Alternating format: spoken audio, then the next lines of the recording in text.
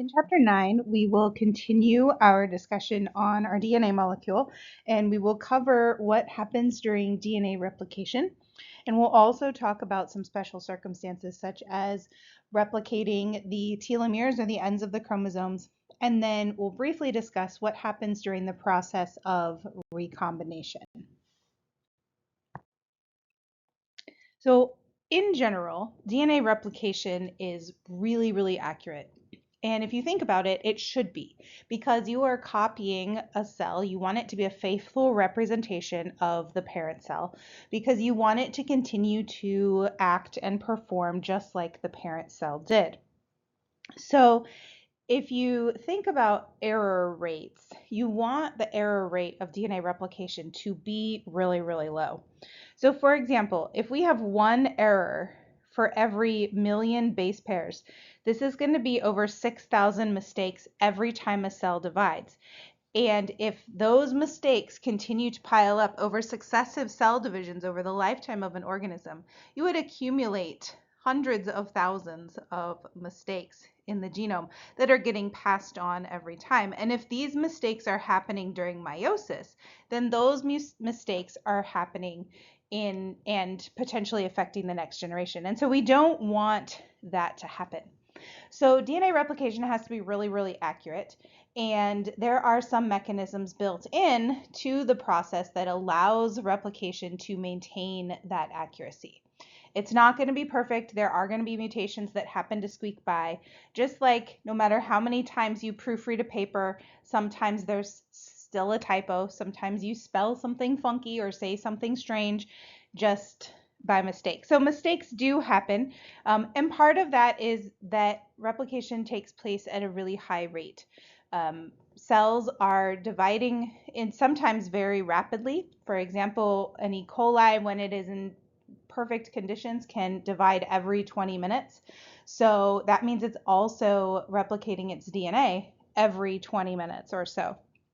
So it has to be quick because the life of the cell might be really short, and we want this to take place relatively quickly. So replication needs to be faithful, and in general it is, but there are mechanisms that are built in to make sure that we get good copies of the parent that we're looking at. So we're going to talk about how replication takes place, and then a little bit later we're going to talk about some of those mechanisms for repair if something does happen.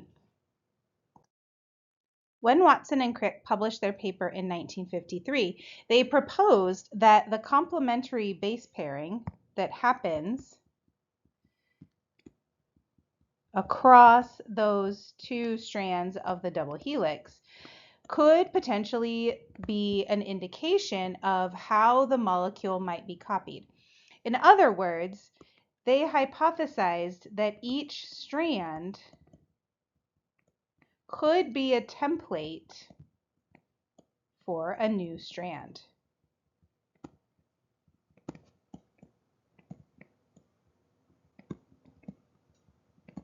So biologists very quickly jumped on this and began thinking about what the mechanism might be. How might the old strand actually act as a template for a new strand?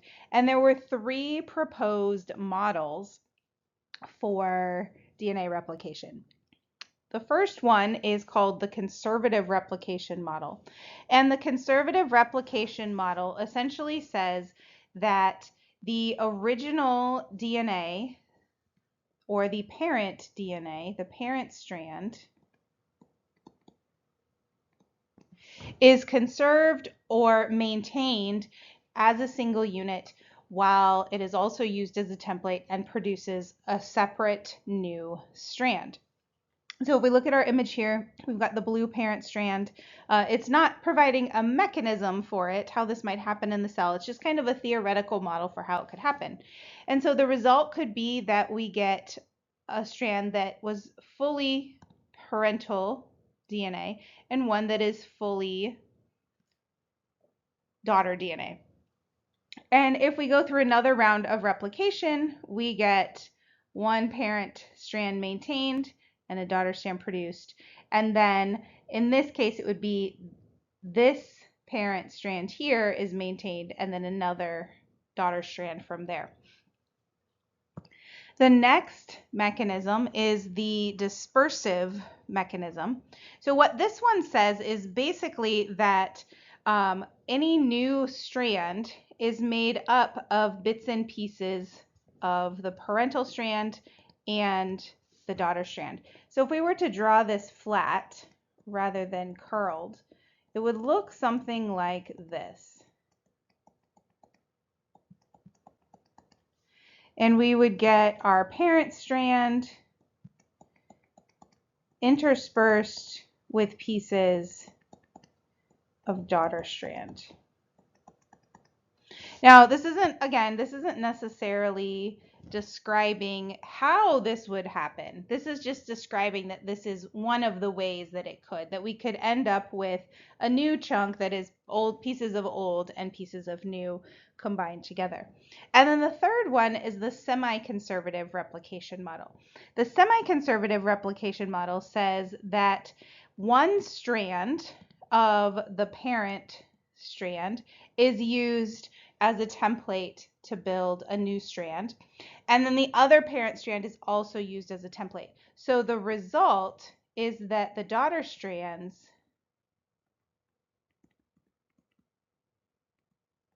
are a combination of both the original parent strand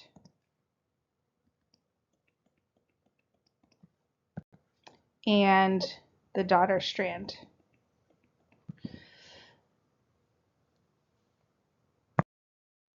So was it conservative, dispersive, or semi-conservative replication? What's actually happening in the cell? Well, two scientists, Matthew Meselson and Franklin Stahl, decided to see if they could design an experiment to test whether the cell was using some mechanism of conservative, dispersive, or semi-conservative replication. And so they designed this really fantastic experiment. It's probably the most complicated experiment that we're going to cover in this unit. So we're going to go through it slowly. I'm going to draw out what's happening, but just a little bit of background to kind of explain what they decided to do. So they hypothesized that if they could somehow differentiate the different strands, a conservative strand, a semi-conservative, and a dispersive strand, if they could somehow differentiate between these, they could allow a cell to go through a round of replication and then determine whether they had a conserved strand and a new strand, or a semi-conserved strand or a dispersive strand.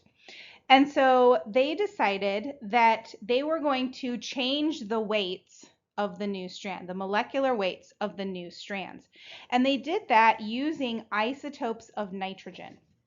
So isotopes of nitrogen, an isotope is a different form of the same molecule. So an isotope of nitrogen will have the same number of protons, in this case 7 protons, but they will differ by their number of neutrons, either 7 or 8. And so we call the sort of normal or common isotope of nitrogen N14. It's 14 with a superscript and then N. This indicates that there are 7 protons and 7 neutrons. The rare isotope form of nitrogen is nitrogen 15, and nitrogen 15 has 7 protons and 8 neutrons. Well, it turns out that neutrons have a weight, protons have a weight, and so if you have one more neutron than protons, then the N15 is going to be heavier and the N14 is going to be lighter.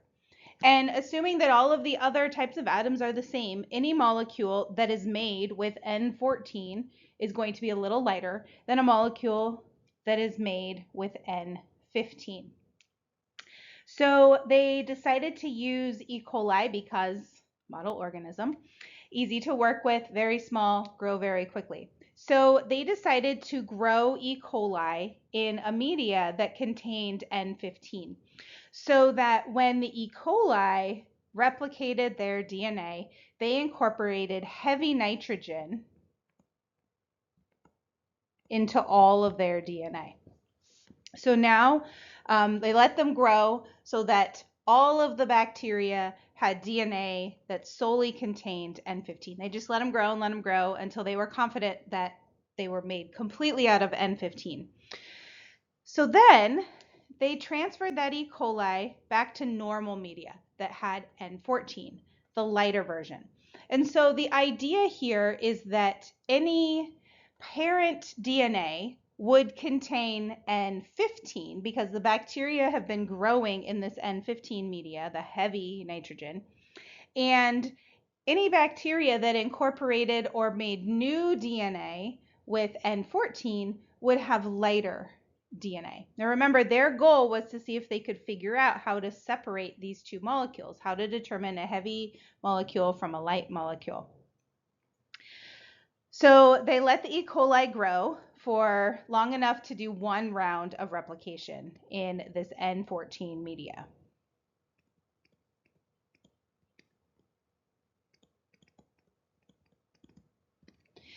And then they decided to take their E. coli and spin it in a centrifuge. Now, we've used centrifuges in labs a couple of times. They spin really fast. And as they spin, the centrifugal force is going to pull whatever substance is in your tube down to the bottom. Well, if it is heavier, it's going to fall farther towards the bottom. And if something is lighter, it's going to stay farther up in the tube. And so they basically had these E. coli in what would sort of be equivalent to an agarose gel, where we're separating by size. And so as they spin it, the bacteria are separated by their weight based on whether or not they had incorporated N14 or N15. So we're going to go through this experiment. I'm going to walk you through the experiment, and then I'm going to talk about the results, because the results tell us whether we are getting replication by conservative, dispersive, or semi-conservative replication. So all of the E. coli originally had that N15. Then they were transferred to the N14, and then they were spun in the centrifuge. So we've got this image here where we've got these E. coli that have some DNA that is heavy, some DNA that is a little bit lighter. And they spun them really fast in a massive centrifuge. So you can see it says high speeds for several days. So this forced the E. coli that were heavier down to the bottom of the tube, and the E. coli that were lighter to the top of the tube. Now I'm going to tell you what they found, and then we're going to explain what this all means. So they found that there were E. coli, some E. coli that had N15, heavy nitrogen, and then some E. coli that had N14. Now there's another possibility, and that is that they have sort of an intermediate weight. So we've got the N15, we've got the N14, and then there's another possibility of an intermediate gradient that is a combo between N14 and 15. E. coli that have incorporated some N14 and maintained their N15. So what we're doing is looking for one of these bands or more of these bands to determine whether we've got conservative or semi-conservative, conservative or dispersive. So keep these in mind. We could potentially have a light band N14, a medium band that is a combo of both, or the heavy band that is the N15. And remember that they all started out at the heavy nitrogen. So let's go through and explain what might happen in Meselson and Stahl's experiment. So I'm actually only going to walk through conservative and semi-conservative, because dispersive is actually kind of similar to semi-conservative because we've got some old, some new. But we're not going to worry about it for now. We are going to cover conservative and semi-conservative. So if we have conservative replication, just to remind us, we have our parent strand that was grown in heavy nitrogen in our E. coli and then transferred to light nitrogen.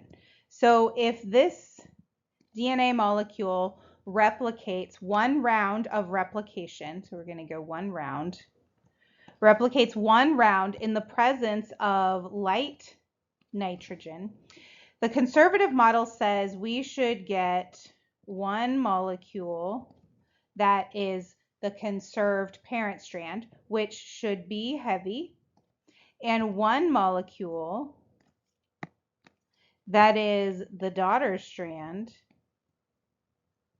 which was grown in the N14, so it should be light. So after one round, if we spin this in the centrifuge, we should have a heavy band and we should have a light band. And if we allow the cell to go through another round of replication in our light nitrogen, remember we conserve our parent strand. In the light nitrogen, our left-hand strand here would replicate and produce a light strand. And then our right-hand strand here would produce another light strand. So if we run it in a centrifuge again, we again get light bands, but we get relatively more light bands this time because 3 out of 4 of our bands are light and 1 out of 4 of our bands are heavy. Whereas up here, they're kind of half and half. All right, so let's look at what happens with the semi-conservative replication. So in this one, we start out with our heavy nitrogen.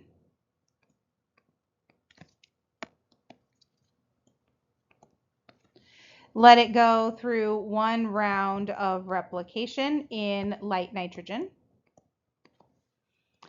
And in semi-conservative mechanism, the resulting daughter cells are made up of one strand of the parent, one strand of the new.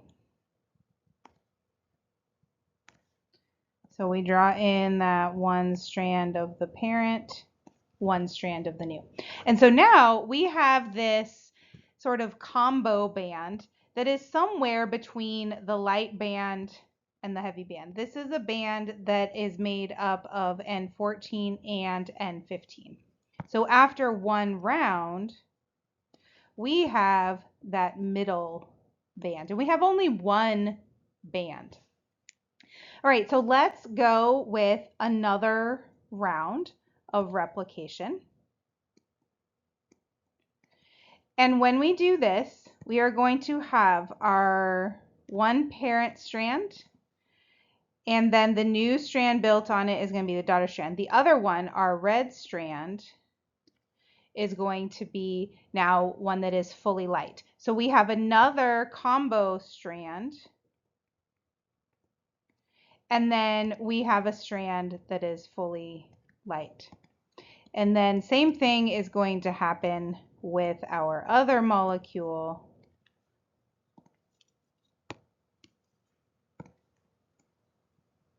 Parent strand, we add the new lighter nitrogen, and then our other strand is fully light nitrogen. So now we get another new result, and that is that we have some fully light strands, and then we have this intermediate strand. So it turns out that Meselson and Stahl were able to show semi-conservative replication. After 2 rounds, they showed that they had bands that were both combination light and heavy, and light. So this suggests semi-conservative replication, and you need to use 2 rounds to get there, because really this first round where we first see that combo band and we see a big difference between the conservative and semi-conservative replication, this first round in the semi-conservative is really what tells us that our parent strands are combos. I'm sorry, our new strands are combos. And so if we were to look at dispersive, we would actually see the same thing, but then our results are going to differ a little bit. So Meselson and Stahl were able to show by changing the weights of the molecule or of the atoms in the molecule that semi-conservative replication is actually the way that the cell produces new DNA. And so from there, now we have to figure out the mechanism. What is the cell actually doing? And that's going to be our next video.